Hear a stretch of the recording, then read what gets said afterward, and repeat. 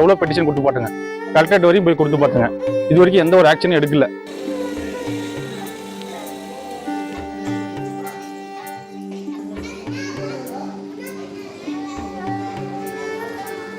நான்கு ஆண்டுகளாக கோவில் வளாகத்தில் நடக்கும் அரசு பள்ளி வகுப்புகள். ஊர் பொதுமக்கள் இடம் வாங்கி கொடுத்தும் கண்டுகொள்ளாத அதிகாரிகள்.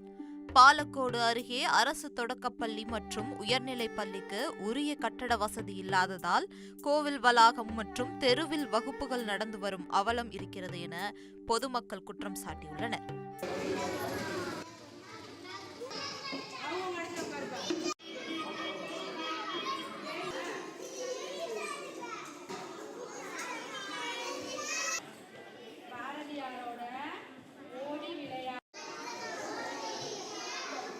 தொடக்கப்பள்ளி இருந்துச்சு எங்கள் ஊரில்.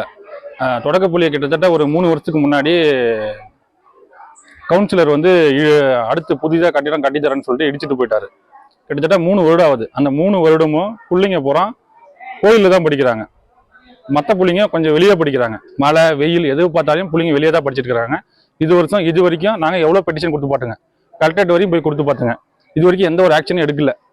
அதாவது இப்போ வருது பில்டிங், அப்போ வருது. கேட்டால் நாங்கள் அழுத்தம் பண்ணி கேட்டால் ஃபண்டு இல்லை, நிதி இல்லைன்னு சொல்கிறாங்க.